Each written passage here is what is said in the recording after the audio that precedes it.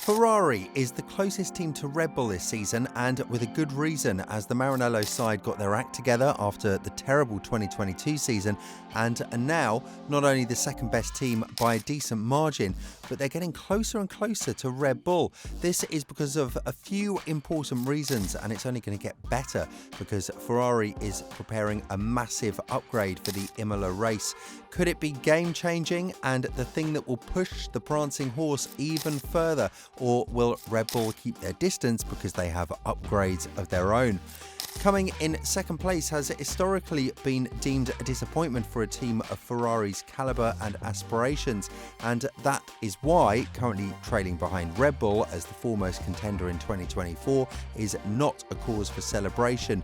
However, just as Rome wasn't built in a day, nor was Maranello, and despite its prestigious legacy and abundant resources, Ferrari endured a 15th consecutive season without securing a World Championship title in 2023, matching a negative record. Nevertheless, indications suggest that 2024 could help to mark the end of this streak for Ferrari. This is proof more than ever that it's not quick fixes or answers that will solve Ferrari's woes, but gradual long-term improvement, and the fact that Ferrari has developed a car that ranks as the second fastest in Formula One speaks volumes about the team's potential to close the gap with Red Bull over the long haul. In terms of single lap speed, the Ferrari SF-24 consistently ranks as the second fastest car on average, and in Bahrain, Charles Leclerc actually recorded the fastest lap of the weekend during Q2, yet fell short of securing pole position. However, in 3 out of the 4 races thus far, Ferrari has emerged as the leading non-Red Bull team in qualifying. Although McLaren's Lando Norris outpaced the Ferraris in qualifying at Suzuka, Carlos Sainz and Charles Leclerc managed to finish ahead of him in the race by employing different strategies. This continues Ferrari's flawless record of being the highest placed non-Red Bull team in races this season. Most notably, this achievement was attained at a circuit where McLaren had previously outperformed Ferrari just 6 months earlier. While Max Verstappen's brake issues undoubtedly contributed to Sainz's victory in Melbourne, the team, quite rightly, I might add, believed in its ability to challenge Red Bull on equal terms regardless. With 1 race win and 4 additional podium finishes, Ferrari comfortably secures second place in the Constructors' Championship with 120 points. This tally marks Ferrari's second highest points total at this stage of the season in the past decade, trailing just 4 points behind its 2022 performance, a period when it posed a credible championship threat to Red Bull, albeit temporarily. Moreover, it surpasses the early stages of multiple unsuccessful title challenges led by Fernando Alonso and Sebastian Vettel. Ferrari is on an upward trajectory, having addressed some fundamental weaknesses, and its current 21-point deficit to Red Bull in the constructors' standings reflects its growing competitiveness. A key objective for Ferrari was eliminating the tendency of its cars since the start of 2022 to work its tyres too hard in the race. That led to a big offset between its strong qualifying performance and its weaker race pace. That Ferrari has racked up 19 pole positions in the previous 2 seasons, yet won only 5 races, is telling. Too often in races it was fighting a rear guard action thanks to what Carlos Sainz called terrible tyre management, a weakness that has been tackled this year. Ferrari, though, still isn't at Red Bull's level in terms of tyre management. As Leclerc had pointed out, at high degradation tracks, life is still a bit tricky for Ferrari, but this is a big step forward and means Ferrari is able to attack more in races rather than looking backwards, and improved race pace means greater strategic flexibility. We've improved everywhere, and especially in the race pace, SAINZ said. It also allows us to have more strategic flexibility that last year we didn't have. It allows me to go forward in the races and, instead of looking in my mirrors all the time, to offset myself with strategy and then overtake people, which is something that last year wasn't on the cards at any point.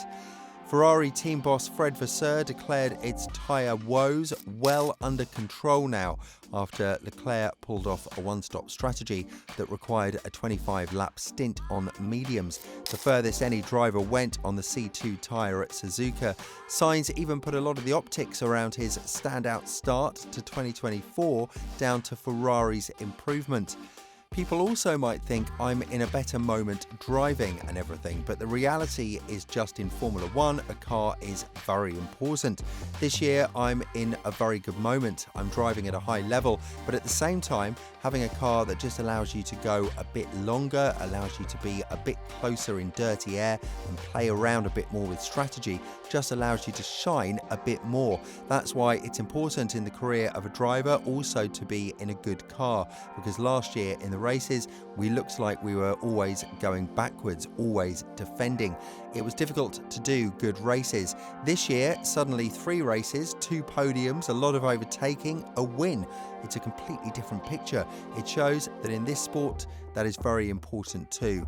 What should make Ferrari fans happy is that new upgrades scheduled to debut in Imola will bring the SF-24 further closer to Red Bull. As Enrico Cardile explained, Ferrari's technical director, he emphasised the importance of flexibility and intervention of the SF-24, despite the upcoming car being a continuation of this year's model. Cardile's technical team has green-lit Ferrari's initial development package, which promises to be extensive. This comprehensive upgrade will push the boundaries of the seemingly conventional concepts embedded in the SF-24 to their limits. From the Imola race onwards, Ferrari plans to introduce a substantially enhanced version of the SF-24, like a 2.0 version.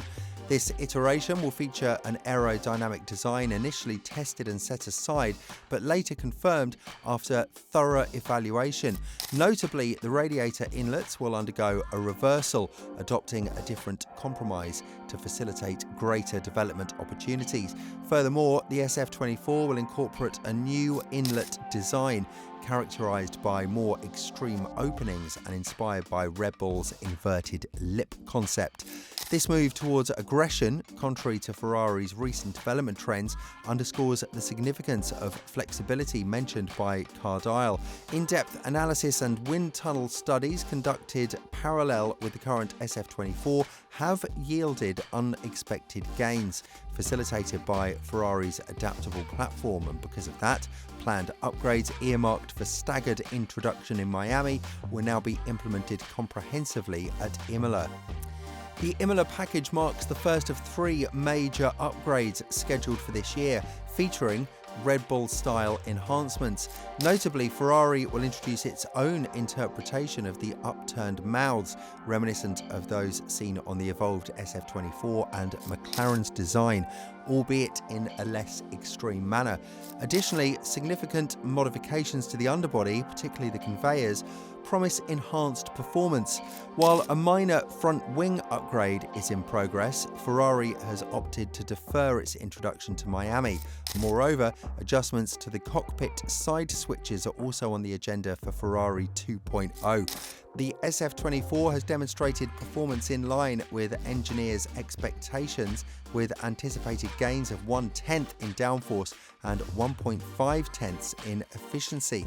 This enhancement aims to broaden setup options crucial for qualifying, offering technicians greater latitude for aggressive mechanical configurations in corners.